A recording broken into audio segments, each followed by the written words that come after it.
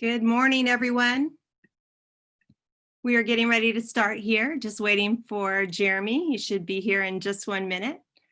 Mid-America Nazarene University welcomes you to our 7th annual Educators Rising event. While we are sad not to have you here on our beautiful campus, we are excited you joined us for our first ever virtual Educators Rising Reimagine Education Conference. Please don't forget to tweet about your experiences today using hashtag Reimagine2020. I also want to thank our public school and career pathway teachers, Dr. Tammy Fry from Blue Valley Public Schools and from Olathe Public Schools, Shelley Staples. Please remember that all event directions and information are listed on the conference website. We have an amazing lineup of keynote speakers and presenters, so don't miss out. All you have to do is click the link on our conference website to join in the EdVenture. Also, don't forget to participate in our virtual college visits from 2 o'clock to 4 o'clock. You can visit with up to 5 different colleges today, this afternoon.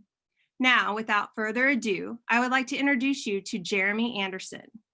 Jeremy is a leading educational expert, author, and one of the premier motivational speakers in the educational arena. Years ago, Jeremy experienced many challenges, but fortunately, Jeremy's story didn't end there. He is here today to share with you his story. I know it will be an encouragement to you as it has been for me. We welcome you today, Jeremy. Hey, thank you so much. Thank you so much. Good morning to everybody. Again, my name is Jeremy Anderson, and I'm so excited to be able to present to you all today. I've got so much that I'm going to share in these next few moments with you, right? So first, let me start off by saying, this conference is amazing. I am a huge advocate for educators and what they do across the globe. And so to know that I have an opportunity to present to a few educators and a whole bunch of students that's considering and seriously about to answer the call to go into education, I'm excited and I'm humbled. And let me tell you why. I don't just have a deep respect and respect for educators just because they literally have put me in a position that has helped me change my life. Now, let me kind of just rewind for a bit and kind of tell you a bit about who I am and what I do, and then how I got to where I am today. So I'm an author. I'm the published author of 8 books. We also own a educational consulting company. So I do a lot of training with teachers. I speak at national conferences in different school districts, and I also get to speak to students and motivate them in elementary, middle, and high schools. And in addition to that, we also created a K-12 character curriculum aligned with CASEL's 5 core competencies of social and emotional learning. And then separately, we own trucking companies and some nonprofits and some other things. So I've been able to experience a lot of success. And I attribute my success and where I am today in life largely because of future educators like you. You see, growing up, I struggled like every kid, like every student and person across the globe. I struggled with identity and self-worth and really valuing myself. I struggled a lot in school, failure, a diagnosis of ADHD, the absence of my biological father. And I'll never forget being in school, being young, moving around a lot. Went from Dallas, Texas to Atlanta for a little bit, New Jersey, back to Alabama. We moved around quite a bit, and I'll never forget feeling stuck, right? Feeling like I just quite wasn't good enough. And I felt like there was a next level. I felt like there was more I could possibly achieve, but then there was that little voice telling me, Jeremy, you're not good enough. Jeremy, you're not smart enough. Jeremy, it's never gonna work out for you. So after I had to end up repeating the 7th grade, I finally got to 8th grade, and near the end of my 8th grade year, my mom had a meeting with a parent-teacher conference, like during a parent-teacher conference. She sat down with this teacher, and this teacher literally told my mom that I was not high school material. Now, I was a terror. I had a lot of challenges, a lot of behavior issues, hyperactive all over the place. I got into a lot of trouble, and I'll never forget, like, hearing that I wasn't high school material. It really affected me. Now I'm used to hearing people say, oh, maybe an Ivy League or a university or college isn't good for you. When you graduate high school, maybe you should go to a tech school or a trade school or the military. Like I've heard that before, right? Now I believe that any student can do anything that they put their mind to. But I understand like if certain industries are cut out for certain people, like I get it. But to tell an eighth grade kid that they're not high school material, it really affected me. Unfortunately, I went to high school that next year, ninth grade, my first try. I was all excited. It's the beginning of a new school year, and I was always getting into trouble. I was the class clown, doing pranks in the school, fighting, starting rumbles. We got into a lot of trouble. And one day I did this final prank. It was like my finale. I didn't realize it, but that was like the final straw. And the school ended up kicking me out. They got all bent out of shape because I cut the electricity off in the school. And so like the whole school goes black. This was like some Ocean's 11 prank stuff. Like this wasn't just me. This was a calculated event. And I heard the chant that changed my life. Jeremy, Jeremy, Jeremy. I'm thinking like, yeah, yeah. Then I thought about it and I'm like, no, no, no. Next thing I know, security comes. I'm in the principal's office. They call my mom to the school and they kick me out. And I'm thinking like, oh, this is the worst. And my mom is like, when are you going to get it together? So the next year I go to the school called Johnson High. Now this is my second try. This school is my second try for the ninth grade.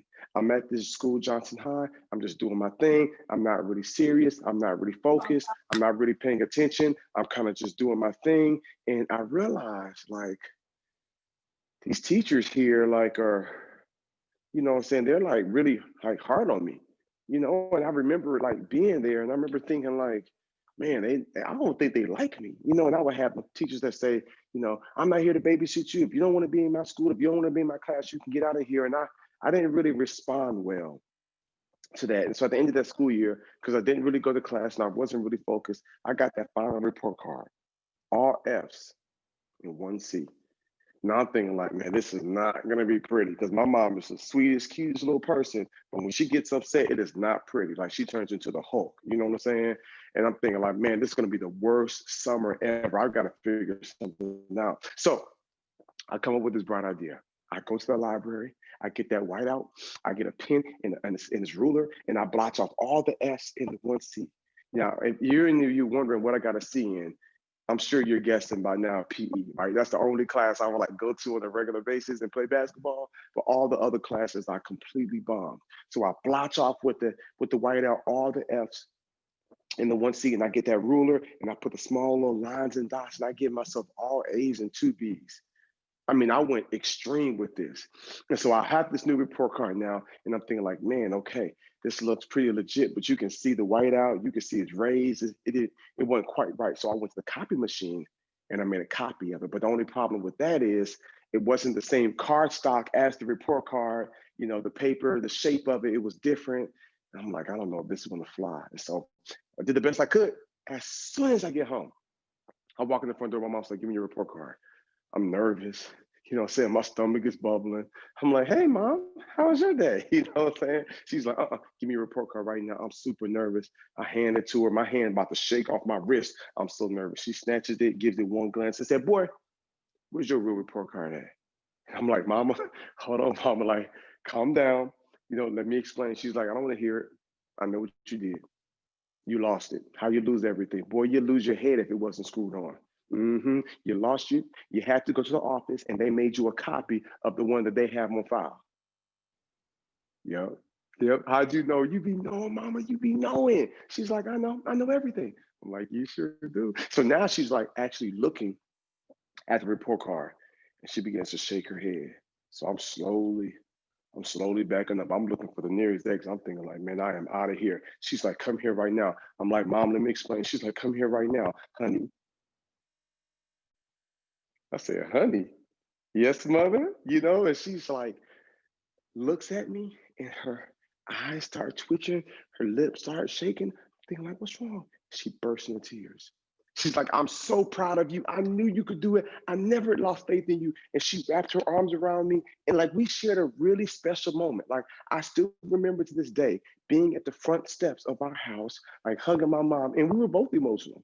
I don't mind to tell y'all, I was emotional too. I was like, I told you my mama make you proud. You know what I'm saying? Like we really shared a moment there. And as awesome as that was, I think I was overwhelmed with emotions because I'm thinking like, man, I'm used to you crying if I got arrested from stealing in the mall, or I end up in juvie, or I got kicked out of another school or something. But tears of joy was like different. So we really shared like a great moment there. Now, I'll tell you, students now, right? What's done in dark eventually comes to light, you know? And what I did not know is that it would soon catch up with me, my dishonesty. Now, watch me. I'm going somewhere with the story, right? So I go at the end of the summer, I have a great summer, and the school sends my rural park card home with a letter that said, Miss Anderson, as you know, your son Jeremy failed the ninth grade again. She was like, no, he didn't. She called the school. They was like, yes, he did. She's like, no, he didn't. She's like, yes, he did. It was just not a pretty day in the Anderson home. And it blew my mom to tears. She broke down. She's like, why can't you get it together? Why do you continue to humiliate me? Like, why do you like to embarrass me? Like, why do you break my heart? And I felt so bad. And I wanted to change, but I felt stuck. So the next year, because she's a great mom, she moved me to a new school. Now I'm at this school called Huntsville High. This is my third school for the ninth grade alone. And there I came across a group of educators. I felt like they were weird. I'm going to just be honest with y'all. I felt like they were like really weird because they were like really positive. They were really like supportive. They were like, Jeremy, we're in your corner. Jeremy, we got your back. Jeremy, we see great things inside you. I'm thinking like me or another Jeremy? You talking about Jeremy or Jeremy? You know what I'm saying? Like they were like, you're a scholar. We see great things. I'm thinking like, did you get my transcripts? They was like, yeah, but we're not worried about that because you're in a new season in your life. And they loved on me. They encouraged me. I mean, they had a heart for service. Like they were just like, we want that. We accept the challenge. We want to work with knuckleheads like you. We got your back. Many of them, they have the same heart just like you. You know what I'm saying? You want to help, you want to teach, you want to see that spark light up, you want to connect with those kids who are struggling. Like that was me. That's why I have this newfound respect. You know what I'm saying? For educators, like over all these years, I've seen how they changed my life. And I'm walking around the school and I'm catching a common theme. You know, some people will say, I had that one teacher to change my life. Yeah, that's not my story, right? I needed multiple. I needed a community. It wasn't enough for me to have just one teacher. Like I needed multiple teachers to say, Jeremy, we got your back. Jeremy, we're here for you. Jeremy, you can be a scholar. Jeremy, you can do great things. They spoke life to me. Like I've read it in the book. It says that life and death is in the power of the tongue. So what you speak has the power to give life, has the power to make people feel excited, has the power to make people feel happy, has the power to make people feel unified. But you can also speak words that can make people feel down and depressed and divided. So I think there's something powerful about us being leaders that will speak words of positivity that will unite us, that will draw us closer together, that will encourage each other. And then that's what they did for me. And because I was so broken and because I struggled so much, I tried to build up a wall. I tried to ignore it. I tried to reject it because I felt like it's only a matter of time before you get upset with me. I felt like it's only a matter of time before you kick me back out or you're frustrated with me, but they were consistent. And then when I realized that these teachers weren't just some authoritative figure, when I realized that these teachers were not just some person that was just telling me what to do or just here to teach me, they began to connect with my heart. When I realized that they were going through their own struggles, when I realized I had teachers that were dealing with triple bypass surgeries, and one of them had lost a guy went through a divorce, another one was fighting through cancer, like another one left another career field to come into education. I've got a group of educators. I'm thinking like, what?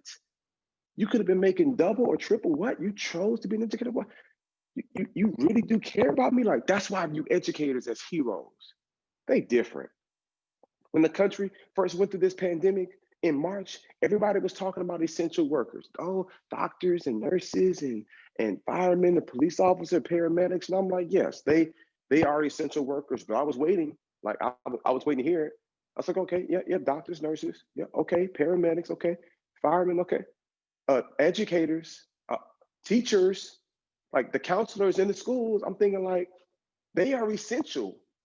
You all are essential to the very fabric of our country. You all are essential to shaping the hearts and minds of this next generation. I can't think of another better way to be a patriot besides like going into the military. You know what I'm saying? But they say that the large amount of people that go into the military never even see battle unless we're in the middle of a war. But you all, educators like you, future educators, future leaders, future patriots on that next level like you will go to battle every single day for the soul of our country because you all will be tasked with shaping the hearts and minds of this next generation. What does that mean? I had a group of teachers that was like, Jeremy, your condition will not be your conclusion. There's more that you can have. There's more that you can experience. There's more that you can attain. You got something special inside you. They spoke life to me. I'm about to come up with a new shirt that's going to say teach by faith and not by sight. Because I had a group of educators that was like, nope, we're not going anywhere, Jeremy. We see some great inside you. We see some special inside you. You can do all things. You can accomplish all your goals. You were fearfully and wonderfully made. I'm thinking like, wow, I can't catch up with my right grade. What they thought was wrong with me in other schools, this school began to focus on what was strong with me. As opposed to what was wrong, they focused on what was strong. They was like, Jeremy, you have high intellect. You got to just put it in the right areas. Okay, Jeremy, you're really hyperactive. You got to just channel that energy somewhere. Okay, Jeremy, you're very creative and charismatic. I'm supposed to be in the class. How about you be a leader? And they got me involved. I joined the track team. I even tried the wrestling team. I was actually pretty good at the wrestling. I joined the Army ROTC and I joined Sigma Psi Phi, which was like an academic fraternity. They got me active there at the school. Then I took summer school and I took night school because they believed in me. Educators, future educators like you believed in me and spoke life to me and made me feel like I could do it. Because I was hearing a whole bunch of other negativity, but now they were just in my other ears speaking positive. And now, just like you and even me and all of the other adults that's on today, Ryan and Jamie and Jill, like we all have different, we hear negativity and then we have to make a decision of, are we going to listen to what's negative? Or are we going to listen to what's positive? Are we going to run to the dark? Or are we going to run to the light? Are we going to be a pessimistic or are we going to be optimistic? So I had a group of teachers that was continuing to speak life to me, and I gave it a listening ear, and then I began to believe. Now, when I talk about belief, like that's probably one of the biggest things, that's probably one of the biggest powers that we have.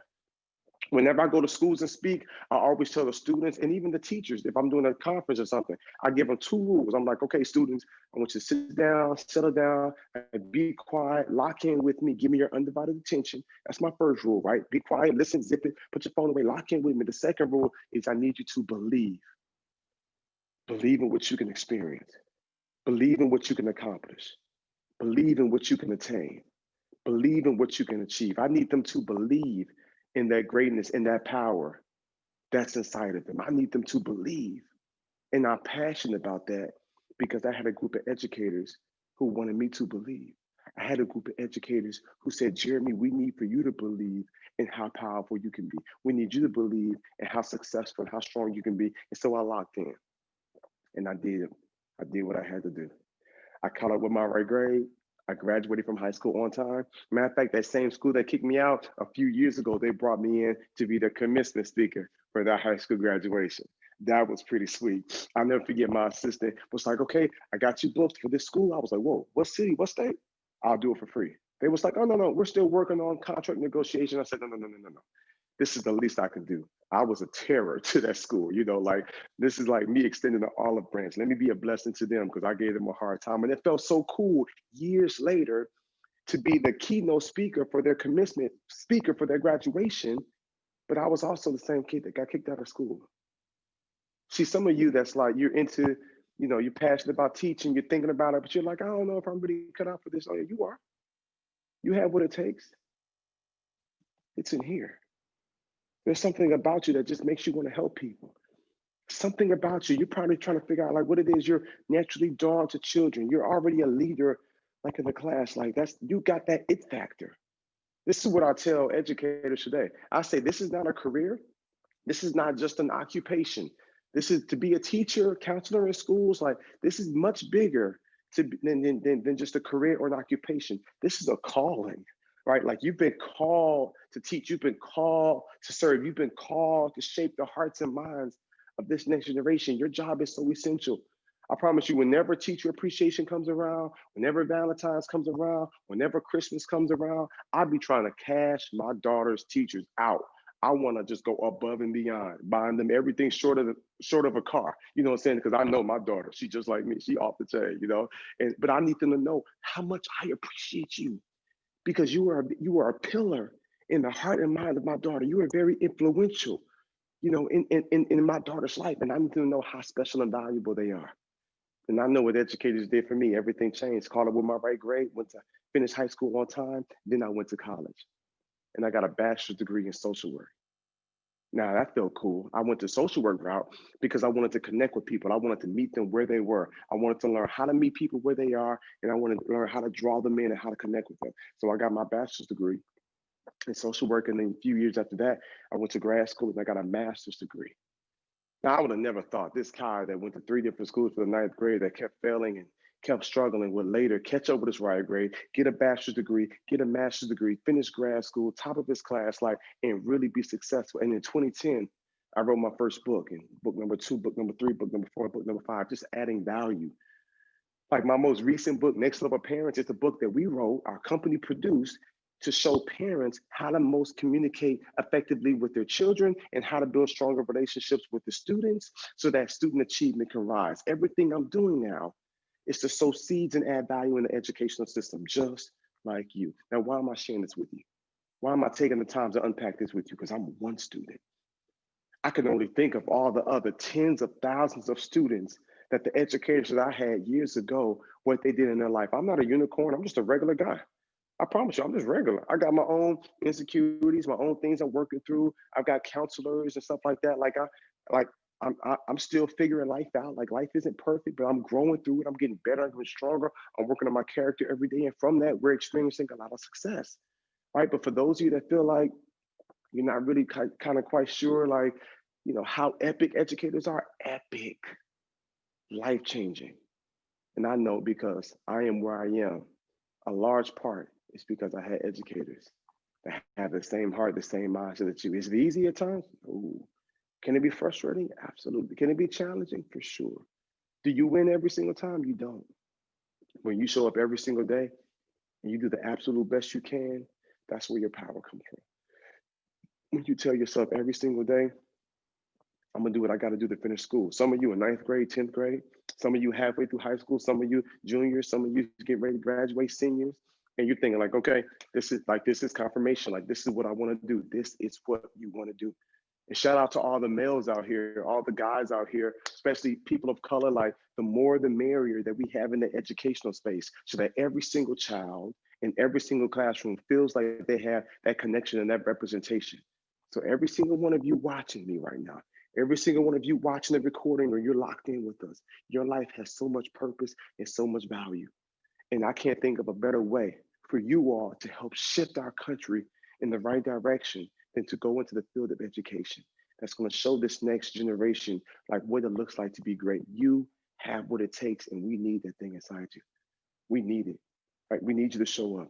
We need you to stand up for these kids. We need you to be an advocate for them. We need you speaking life to them. We need you teaching. So whether you have a passion for science, you can go all for it. Whether you have a passion for English or history, go for it. Like whether you have a passion for PE or physical health, like whatever it is that you have a passion for, like whatever it is that you have a passion for, like you can take that passion, right, and then sprinkle your own style, your own personality, that thing that you're passionate about, science, history, language arts, like whatever it is, you can infuse your own program, what I'm saying, into that. You can make it, you can personalize it so that it's not just want. Like you can have fun with it.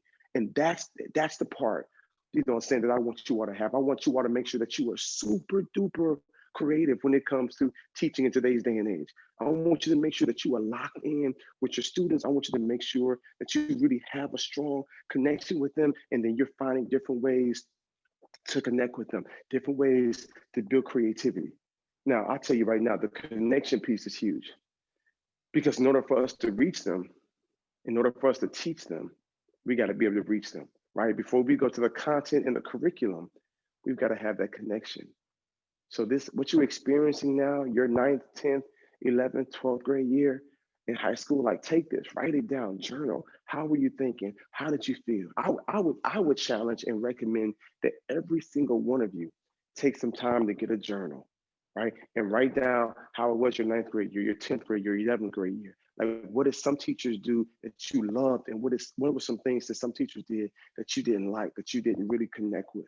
right? Write it down. Remember how that made you feel so that when you step up in this role, so when you step up to the plate and it's time for you to take a swing at the thing, you can knock it out the park. You got to start documenting now. How does it feel? How did you make that connection? How did they connect with you? How did they not connect with you? Like what was going on inside your world there? Like that's the next level. We want you to reimagine.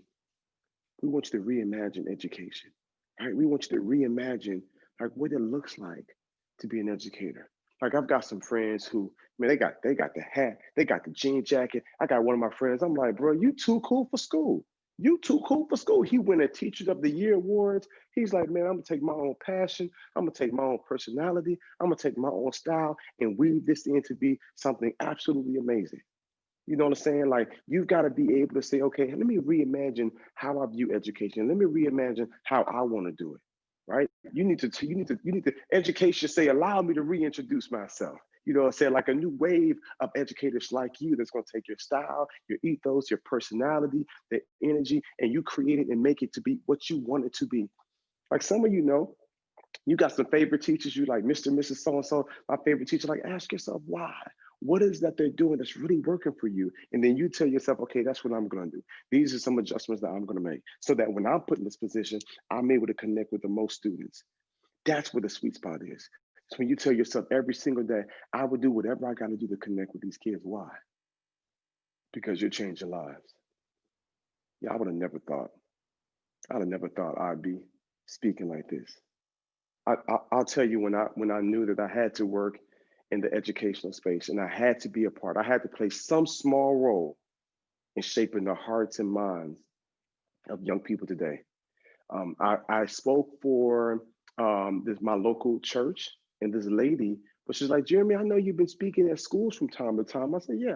She said, I'm a counselor at a local middle school. Would you be willing to come and just give like a just a 30-minute message to our students? I said, absolutely. So I go to her school that next week. I'm in the gym. It's maybe 500, 600 kids. We're having a blast. I speak. They're laughing. They're crying. Like we've had a great time, right?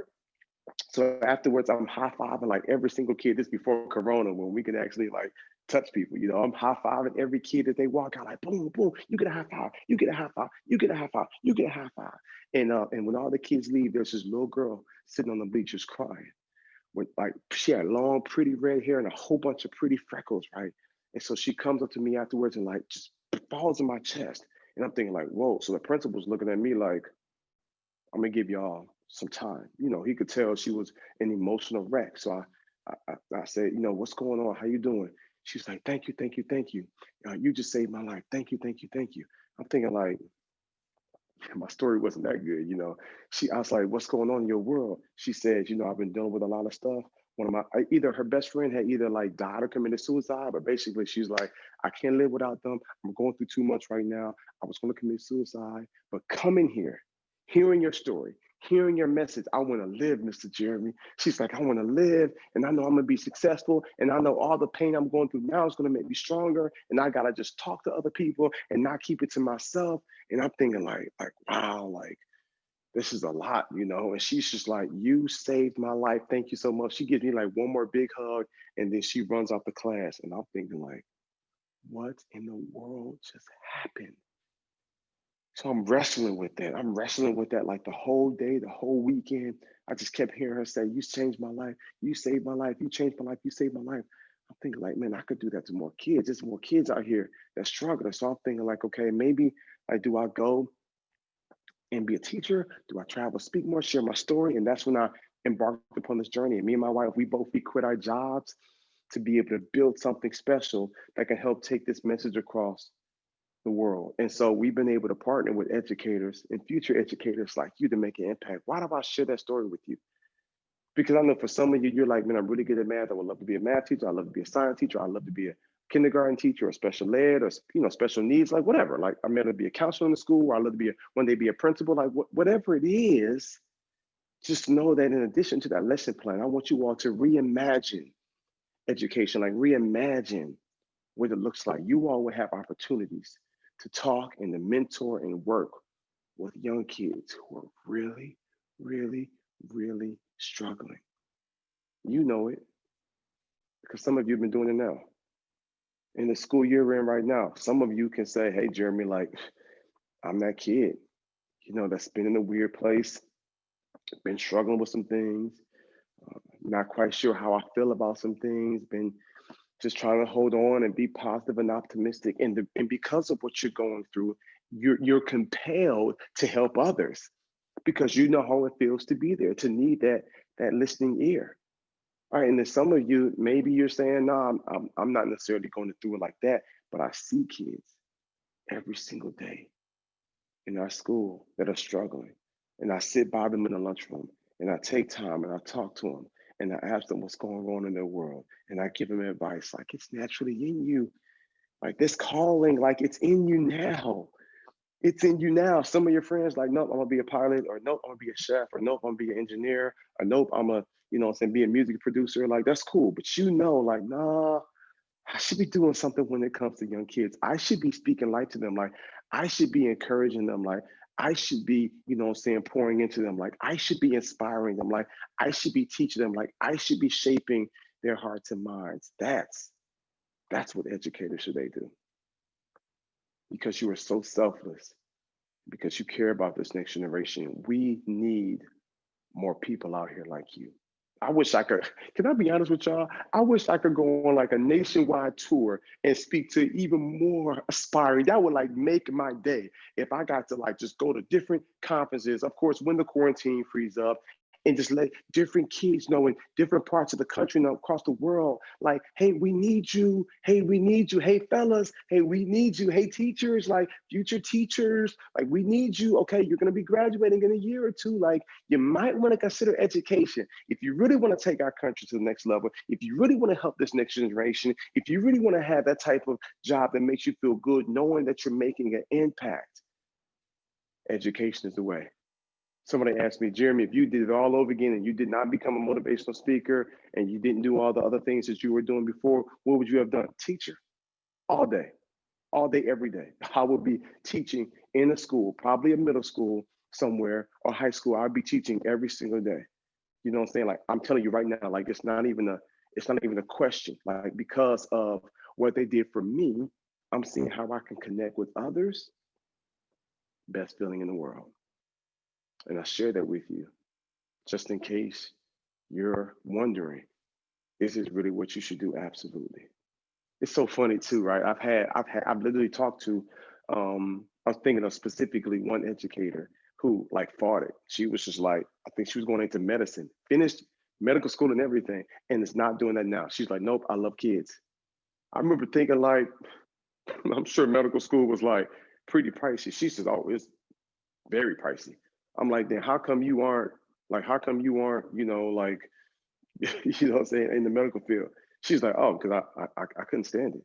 She's like, but I finished what I started, but now I'm going to my true love. I'm thinking like, wow, like I come across so many educators that's like, oh yeah, I was in this career field. Yeah, they pay really well. I'm not getting as much as educators, but I'm not worried about that. Because it's not, I could be up here stressed out with this job, chasing something that doesn't really matter, or I can work with a group of people and help change their lives. Out of all my travels, out of all the experiences, out of all the resources I've been able to get, out of all the amazing impact I've been able to make and do and all of that, the big stage I've been on, there's nothing in the world that's more fulfilling than the kid telling me that I changed their life. There's nothing more fulfilling than, what I'm saying, being able to work with teachers and future teachers and current teachers and students. There's nothing more fulfilling than working with this next educational system. Everyone talks about engineers and doctors and attorneys, and it's like, yeah, they're successful. Yep, we need them. But who do you think had them? Who do you think prepared them for college so that they could even get accepted into medical school? Who do you think rock with them and mold them and shape them and mentored them and taught them to even get accepted into law school? Like, who do you think prepared them to even get accepted into this university or this college or this trade school? Like, it was educators. And they need to have the power, they need to have the respect, they need to have the notoriety that all these other, what they say, prestigious. I'm like, Okay, so you're a doctor with a bunch of nurses that got your back and you check some stuff. Okay, I know, I get it. I get it. I'm not saying it's not hard. Okay, you're an attorney, you got a team of people you're working with. But when you got an educator that's in a classroom with 10, 15, 20, 25 students with different personalities, different learning styles, all of them bright and inquisitive and challenging and hyperactive, like that's a ninja right there.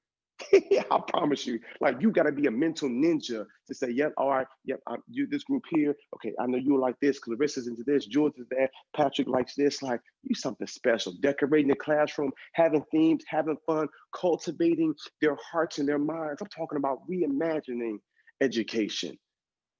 And let me tell you something. I used to tell my daughter whenever I would go and do events for teachers, I would say, hey, honey, I'm about to go to a conference and meet with some heroes. My daughter would be like, oh my God, Dad, Spider-Man.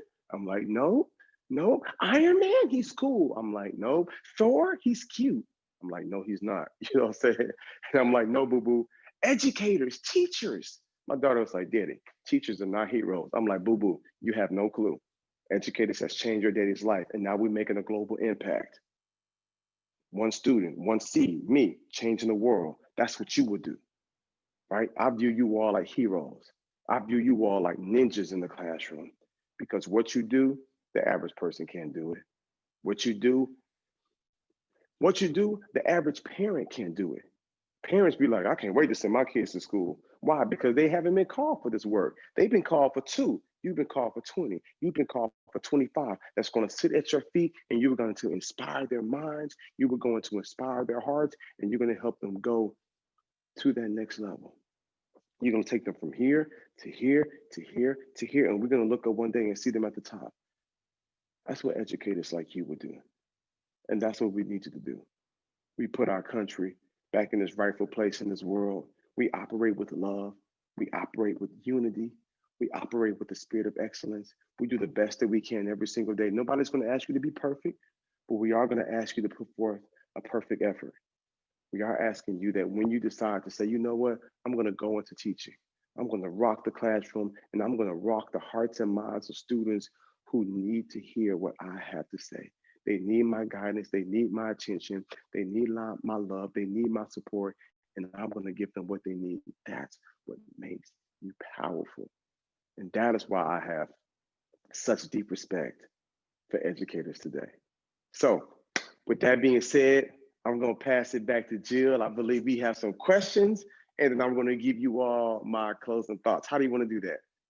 Well, I wanted to welcome everybody to go ahead and type their questions in the chat bar for Jeremy. I just thank you, Jeremy. I wrote down. So as I'm talking here, I'd love for you to go ahead and add your chat questions into the box. Those attendees that are there, if you have questions for Jeremy, just add them to the chat box. I just wanted to go over some of the amazing, encouraging words you shared with us today. I loved the quote, "Your current condition will not be your conclusion." Teach by faith, not by sight. And instead of focusing on what was wrong, the teachers focused on what was strong. Yeah. And finally, I'm not a unicorn, but a regular guy. Each of us can grow and definitely make a difference, even if we aren't mythical creatures. So thank you for reminding us of that, Jeremy. Thank you for inspiring, encouraging, and promoting this amazing career that definitely has exponential potential. So I'd love to open up the box to your questions, those in the audience, those that have joined us this morning. I would love for you to tell us just a little bit about yourself as far as where are you? Where do you live? I know you mentioned your daughter this morning. You said your nephews were staying with you too and using your Wi-Fi, so we had a little glitch in this morning, but we'd love to just know who you are personally. Yes, yes. So I'm a father of 2. Me and my wife, Tracy, have been married for almost 11 years now. We've been married actually for 10 years. 9 months and a week, you know, and I've got 2 beautiful children. My daughter Jewel is 8. She just turned 8. She's in 2nd grade. Really good reader. She swears that she is going to be a Kids Bop performer, you know what I'm saying, like singing on concerts and stuff. But my little daughter is 8. I got a son Jackson that's 2, and we live here in Atlanta, Georgia. And before the pandemic, I was flying all over the country. all over the globe. Like I've been to Australia a bunch of times, South Africa probably 6, 7 times, India, just all over, speaking and training and sharing my message and sharing my story. So that's kind of who I am. We've got a nonprofit. We're actually partnering with the College of Cape Town in South Africa, and we're putting 40 kids through college, 40 through college that come from underprivileged communities. So I would have never thought, that I'd be doing the things that I'm doing today. But again, I had a group of teachers that focused on what was strong with me, right, and not what was wrong with me. I had a group of teachers that encouraged me, and I went from being the kid that wasn't high school material to now creating curriculums and high school material. Like it's so weird to be like in this position that we're in now. And so that's a bit about me, and who I am and what we got going on. All right. Well, we have a question here from Hampton. She's one of Mid-America's amazing future teachers. What is something that we can do now to prepare to impact our students in the future? So what can they be doing right now to shore themselves up to be educators in the future?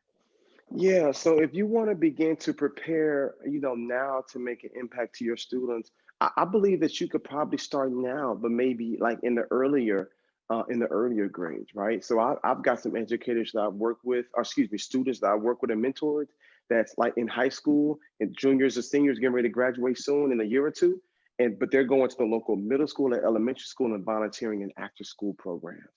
So like, how cool is that? So you don't have to wait until you graduate from college and get your certification to become a teacher. Like you can start making an impact now. We just hired someone that was that was tutored my daughter, and she's like 19. She's like fresh out of high school, but she gets paid and she's able to like tutor, my daughter. So I think that those are some things that you can do now to prepare to make an impact in the lives of students. And while you're in school, you have a voice, you have influence, right? Like I speak for this national suicide prevention conference called the Speak Up, Stand Up, Save a Life conference in Phoenix, Arizona. Every year it's at the Grand Canyon University in their arena, 7,000 to 8,000 people. And they keep bringing me every year, which is a really big honor for me. And whenever I'm speaking, I'm telling these students, just like I'll tell you, you can make a major impact right now in the high school that you're in right now, whether it's virtual or not. You can tell when someone is depressed or when someone is tired or when someone is stressed out. Just being that listening ear, being a friend to them, encouraging them, maybe tutoring them. You know what? Let me tell the whole story. So when I went to that school, Huntsville High, it wasn't just the teachers. I had some peers that tutored me, even though I was clearly the oldest in my class, right? But they were like, Jeremy, you got this, man. We're going to tutor you. And it felt good. Like I felt like I belonged. So when we look at things like diversity, equity, and inclusion is making sure that everybody within the school feels included and feels welcome. And so that made an impact on me. And I know that that's some things that you can do now to make an impact in your school as well. Great, thank you. Kim Nelms had that same question. She's from our CAPS Blue Valley program that Dr. Fry heads up. We have a question from Nicole Dristy. She's in our accelerated program. She says, I'm a late bloomer entering the teaching field late. How do I encourage the young people around her to start to consider teaching earlier in their lives? So who I encounter at church and other places to give teaching a try. How do I encourage them to give teaching a try? So I would say to first plant the seed, right? First plant the seed and say, hey, you should consider this. And then I think when you talk about, how good, how much you enjoy it, that's contagious. Like when you talk, like when it's exciting, because I go some places that teachers are like complaining, and I'm just like, oh, like you got to shift your energy. You know what I'm saying? Like every one of us right now could find something to complain about. Let's just be honest, right? But I think the beautiful part about life and when we become the best version of ourselves is when we can smile and find gratitude in the big things and the small things, right? And so I believe that if you want to begin to inspire others, it's I think when you have a real positive view on educating. And so, I know of a lot of educators I know personally, like they love teaching. They're like, oh, the school year is coming up. And I'm like, man, I wish everybody, had that mindset. All right, so let me tell you a story. So it was my sophomore year in college, the second semester, I actually started off as a communications major. And then why I switched to social work? I was in the library. Now, I don't know if I was flirting with a girl or if I was studying, but I was in the library one night and I heard all this commotion, like in one of the rooms where you study. And I'm thinking, like, what are they doing in there? Like laughter, high five, cheering. And I'm thinking, like, man, it must be a party. And so when they opened the door, they came out. I saw one of my friends. I said, hey, man, what's going on? Is that like a frat party? He said, no, man, we're studying. I'm like, studying? Like, what's your major? He said, social workers. And we about to change the world. And I was like, whoa. And literally, the next day I met with my advisor and I changed my major to social work. Now, had they come out and said, man, we're teachers, I would have changed it to that because the energy was so high. So I would tell you to continue to speak positive about it, let others know how fulfilling it is for you. And then plant that seed, let them know, hey, this is something you should really consider. And then I believe that those who have the heart and who are strong enough will take on that field for sure. All right, thank you. Here's from the CAPS program again. You mentioned that you had a lot of teachers who helped you. If you could pinpoint one aha moment for you, what could it be? A aha moment for me, I think is when I first made like a C. You see, my self-worth and doubt was so low. I felt like, I don't know where I got this from, but I felt like kids who lived with their biological mom and dad, I felt like those were the ones that should make A's and B's, right? Because they come from a perfect home with a white picket fence. And then I felt like everybody else was trying to make like C's and D's. And so because that wasn't the story, and my biological father wasn't present, I had all these other insecurities. For whatever reason, I thought like, man, if I can at least make a C. Like I was just so focused on fitting in because we moved around a lot when I was young, from Texas to Georgia to New Jersey to Alabama. We moved around a lot. So I was always trying to play catch up and fit in. And so for whatever reason, I thought C. So if you shoot for a 70 and you miss the mark, well, you land with a 65 or 58 or a 47. So the aha moment for me was when teachers like, Jeremy, you can be a scholar. You should shoot for 100. So I would go home and I would read the chapter over and over and over again. Because after the first paragraph, my mom would go somewhere else because my ADHD was so really bad. But I would read it over and over and over again. And when I made that first 76, I was like, oh my God, I made a 76. I felt like I won the Super Bowl. And my teacher was like, Jeremy, that's good, but you can do even better. I said, no, you don't get it. I didn't even cheat.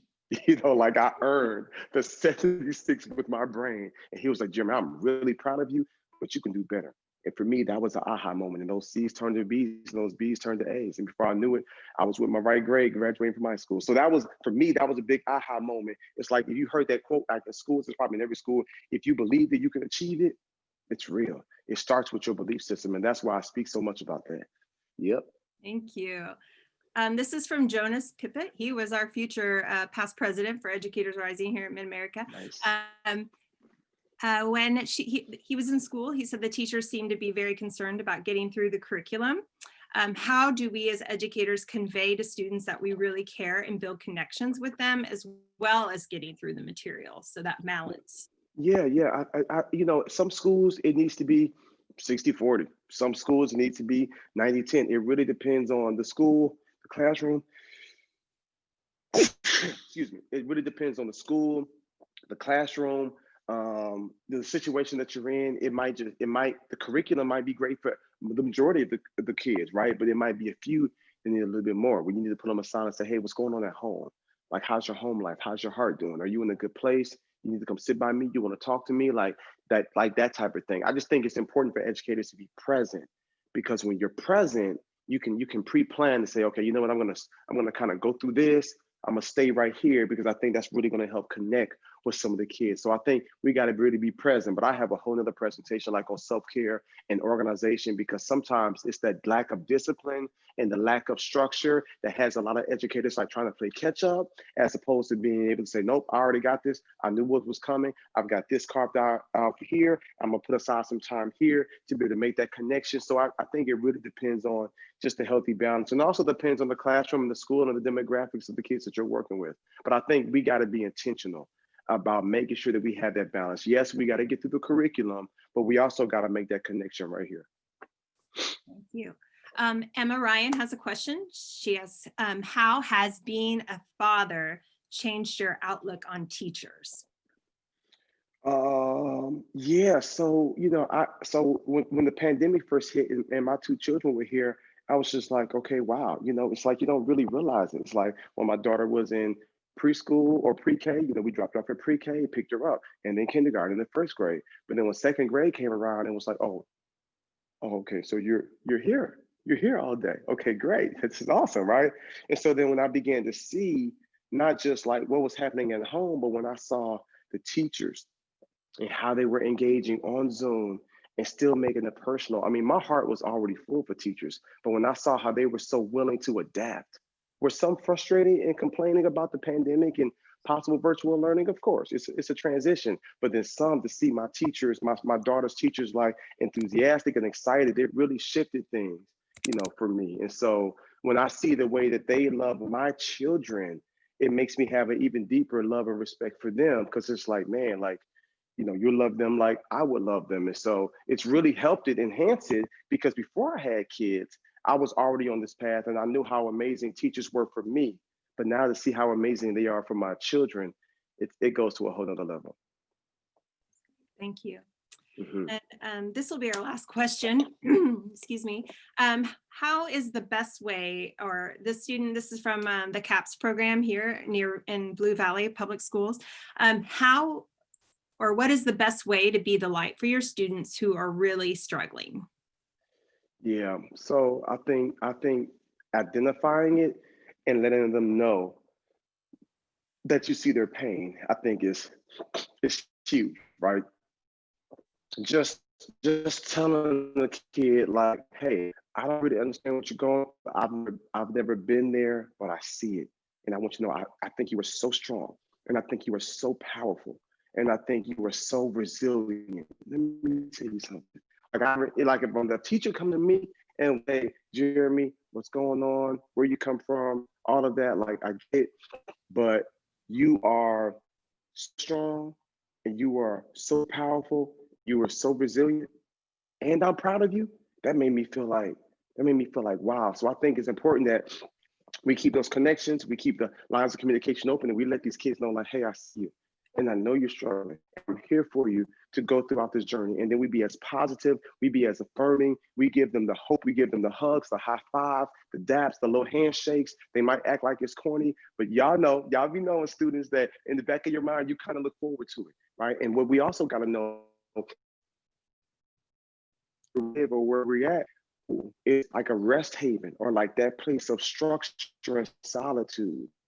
And so I think that when we make that connection and we let them know, like, hey, I see you. I know you're going through a hard time, but I'm gonna be here and I'm gonna be present. I got your back.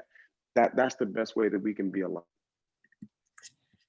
Well, I thank you so much for your time this morning and for all the students that joined us this morning. This has been incredible. And I would also add to your answer there to take some of these quotes that we got from Jeremy today and just plaster them all over your classrooms, and may they flow from your lips regularly, just reminding your students. And I love what you said about speaking life and encouragement into them. So thank you so much, Jeremy, for your time today. Thank you for just the way you inspire educators and the life that you live. We just appreciate and value you so much. So And I appreciate the opportunity, and thank you guys for having me. And we have a podcast, so you student teachers might want to check out the podcast, the Next Level Teaching Podcast. Wherever you find your podcast, you'll find it there. And if you want to connect with me on Instagram or Twitter, my information, I think it's like right there below or something like that. Thank you again for having me. thank you so much. And yes, your contact information is on our Educators Rising Reimagine website. And so please do follow Jeremy and just soak up all the wisdom that he has to provide to you. And thank you for being here today. It is time for you to start your breakout session presentations. Again, we would love for you to tweet about our event today and share some of the inspiring words and encouragement that you received throughout the day. that hashtag is right here. It is hashtag Reimagine 2020. So yes, if you could use that today to tweet out some of the great quotes and information that you received today, that would be fantastic. So thank you again for joining us. And we will close this session. You just go to the website and click on the presentation sessions that you have moving forward throughout the day. We will reconvene back into a shared webinar session for lunch to hear from the, well, she is our Kansas Teacher of the Year, Tabitha Rossbroy, but she is also the National Teacher of the Year. So she will be visiting us today during the lunch hour, and we have a great session planned for you, and again, more opportunities for you to engage in the chat and ask questions. So thank you for being here. Have a wonderful day, and get ready to soak up some more great, inspiring and information. All right, have a wonderful day. Goodbye.